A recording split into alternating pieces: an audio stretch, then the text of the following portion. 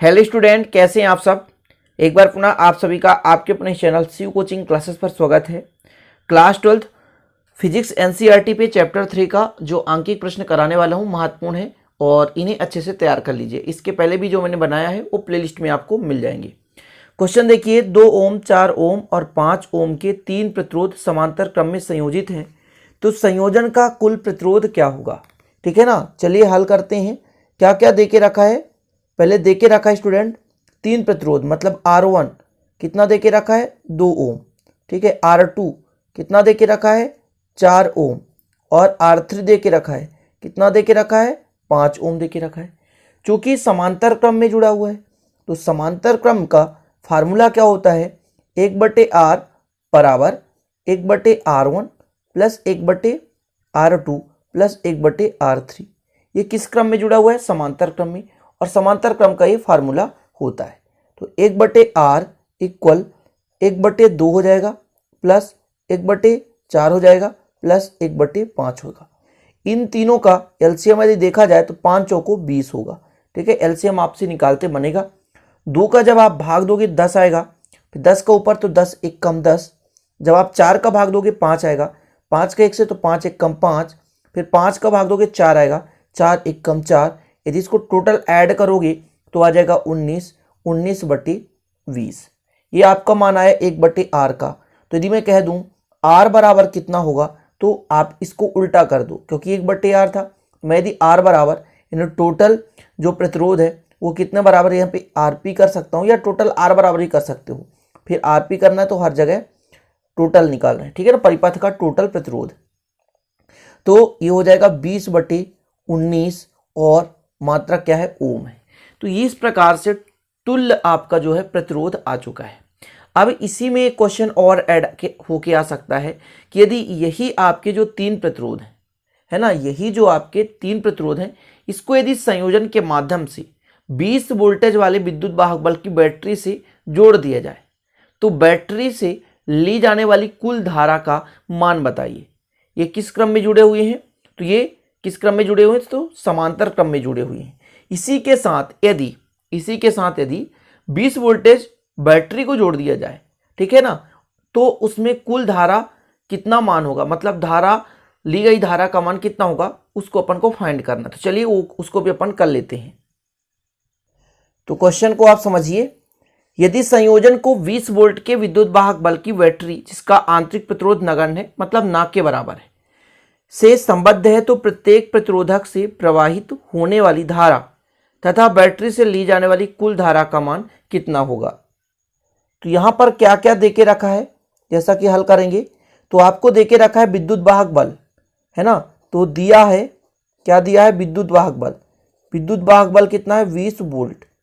और यदि मैं कह दूं टोटल प्रतिरोध, तो कैपिटल R का मान देके रखा है, मैंने फाइंड किया था 20/19 ओम, ये फाइंड है आपको। और आंतरिक प्रतिरोध नगण्य है, मतलब स्मॉल r का मान कितना है, 0 है। स्मॉल r का मान 0 है। अब मान लेते हैं कि 3 प्रतिरोध हैं, तीनों प्रतिरोध में धारा अलग अलग बह रही है। तो मान के चलते हैं कि माना प्रतिरोध किसमें किसमें, प्रतिरोध R1, R2 व R3 में प्रवाहित, R1, R2 व R3 में प्रवाहित होने वाली धाराएं क्रमशः, होने वाली धाराएं क्रमशः कितना student, I1, I2, I3, I1, I2, I3 हैं। इस प्रकार हम मान सकते हैं। अब देखिए, एक आप लोगों ने फार्मूला पढ़ा होगा I बराबर, देखिए I बराबर कितना होता है, थोड़ा सा समझिएगा। I बराबर, तो I बराबर होता है विद्युत वाहक बल बटे capital R plus small r। Small r का मतलब ये है आंतरिक प्रतिरोध, लेकिन जब आंतरिक प्रतिरोध 0 होगा तो E/R प्लस 0, कुल मिलाकर E/R। ठीक है ना। तो जब मैं I1 निकालूंगा, ध्यान दीजिए I1 निकालूंगा, तो I1 के लिए विद्युत वाहक बल तो सेम रहेगा लेकिन R1 हो जाएगा। तो विद्युत वाहक बल जो है वो 20 वोल्ट है, कितना 20 वोल्ट, और R1 2 है ना, पहले क्वेश्चन में देख ही लिए हो। तो टोटल धारा कितना हो गया 10 एम्पियर।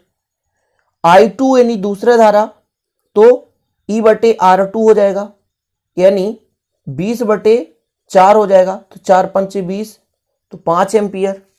इसी प्रकार I3 निकालें तो E/R3 मतलब 20/5, 5 चौको 20, तो 4 एम्पियर हो जाएगा। ये क्रम से प्रत्येक प्रतिरोध में बहने वाली धारा है। अब यदि आपसे कहा जाए कि कुल धारा कितना है, कुल धारा, तो I बराबर I1 plus I2 plus I3।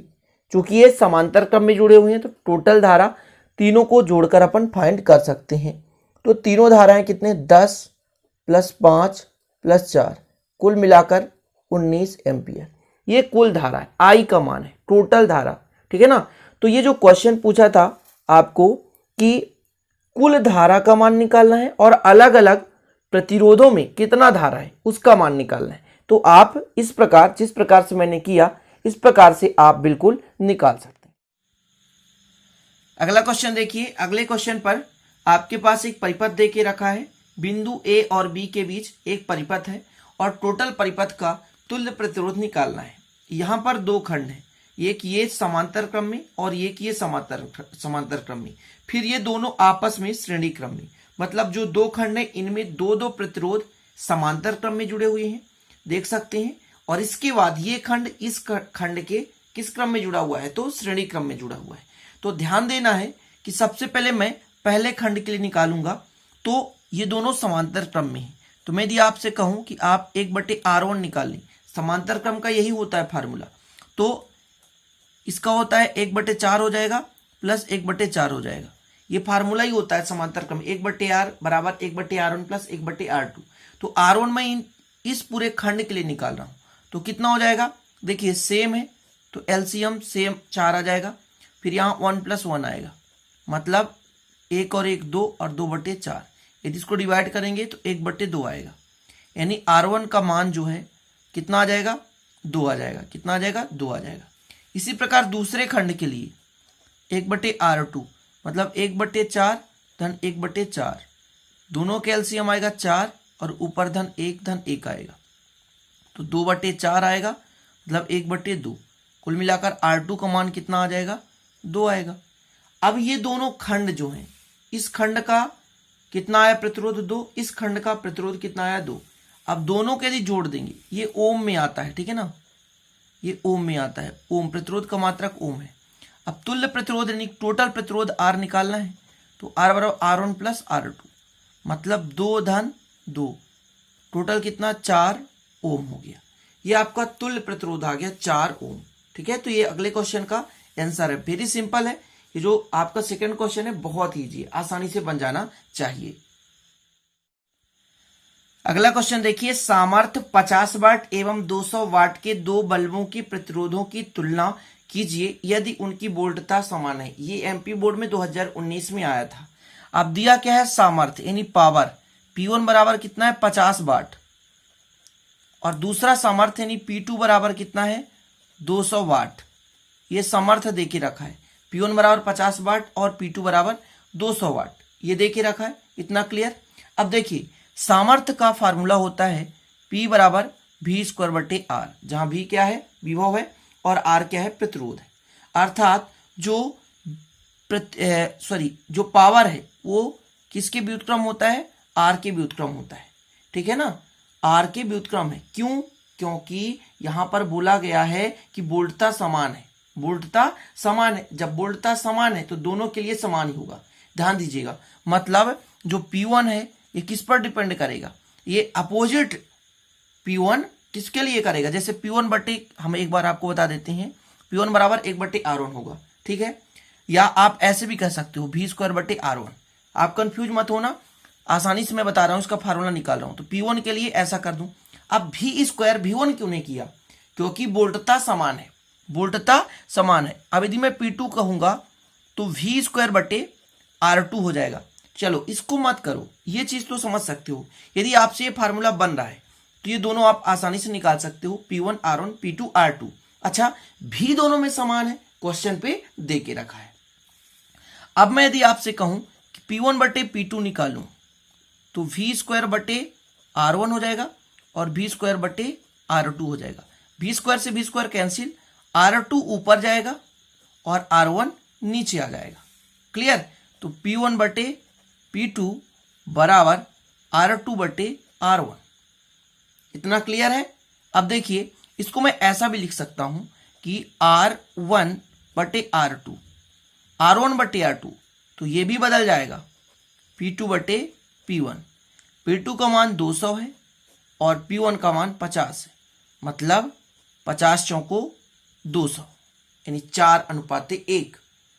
प्रतिरोधों की तुलना करनी है, मतलब R1 रेशियो R2, यदि प्रतिरोधों की तुलना किया जाए तो 4:1 आता है।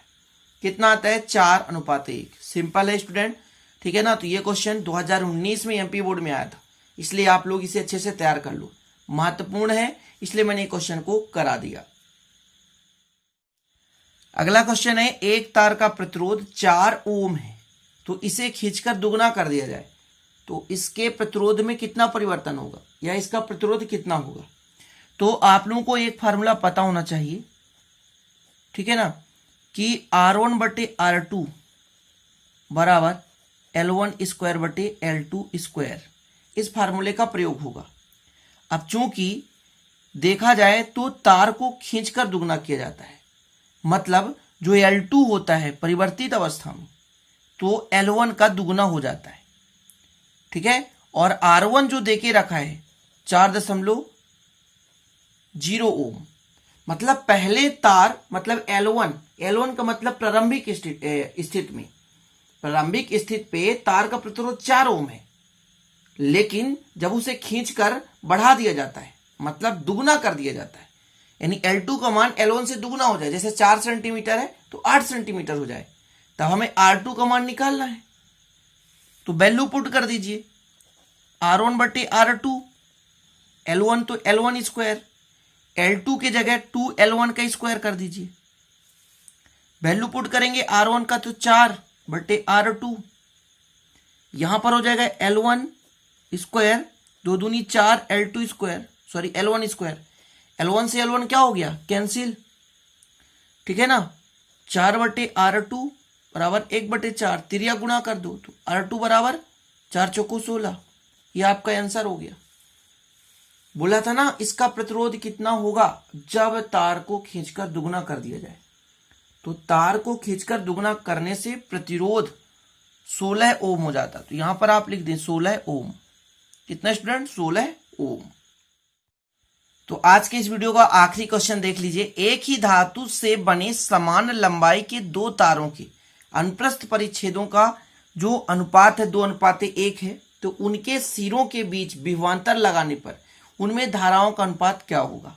तो क्षेत्रफल का अनुपात देके रखा है, दिया है A1 बटे A2, ये देके रखा है 2:1। यदि मैं आपसे कह दूं कि इसको बदल दूं कि A2 बटे A1, यदि उल्टा कर दूं तो 1/2 होगा। ऐसा क्यों कर रहा हूं, आगे जरूरत पड़ेगा, ठीक है ना।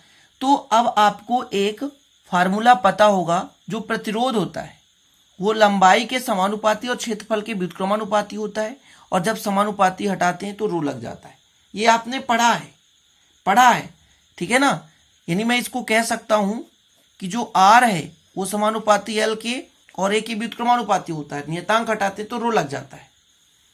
अब मैं यदि R1 के लिए कहूंगा, R1 के लिए, ठीक है ना, तो देखिए यहां पर जो आपका लंबाई सेम है, ठीक है ना, 2 लंबाई समान है, तो उनके बीच जो विशिष्ट प्रतिरोध होगा वो भी समान होगा, तो रो L बटे A1 हो जाएगा। इसी प्रकार यदि मैं R2 के लिए कहूंगा तो रो L बटे A2 हो जाएगा। यदि दोनों को भाग दे दूं R1 बटे R2, तो रो L बटे A1 और रो L बटे A2, इससे कट जाएगा, A2 ऊपर जाएगा बटे A1 हो जाएगा, और A2 का मान 2/1 देख सकते हैं, सॉरी 1/2 आया। कितना? 1/2। तो यही आपका आंसर आ गया। ये किसका मान आया है? तो R1 बटे R2। तो प्रतिरोधों का अनुपात आ गया 1:2। लेकिन पूछा क्या था, उनके बीच विभवांतर लगाने पर उनमें धाराओं का अनुपात क्या होगा। अब धाराओं का अनुपात भी बताना है आपको। तो देखिए, यदि मैं आपसे कह दूं I1 बटे I2, धाराओं का अनुपात अब आई का फार्मूला क्या होता है, V बटे आर, तो R1 और V बटे R2, तो V से V कैंसिल हो जाएगा, R2 ऊपर चला जाएगा बटे R1। अच्छा R1 बटे R2 1/2 है, तो R2 बटे R1 कितना हो जाएगा, 2/1 होगा। यही आंसर हो गया। धाराओं का अनुपात पूछा था, धाराओं का अनुपात भी अपन ने निकाल लिया। तो बस फार्मूले बनने चाहिए, आंकिक क्वेश्चन आसानी से बन जाते हैं। तो इस प्रकार से ये आंकिक क्वेश्चन का दूसरा वीडियो है और इस चैप्टर का, और पहला वीडियो आपको प्लेलिस्ट में मिल जाएगा। तो चलते हैं स्टूडेंट, ये वीडियो यदि अच्छा लगे तो लाइक जरूर कर देना, दोस्तों के साथ शेयर कर देना, नए हैं तो चैनल को सब्सक्राइब कर बेल आइकन भी प्रेस कर लेना। मिलते हैं अगले वीडियो में, तब तक के लिए जय हिंद, वंदे मातरम।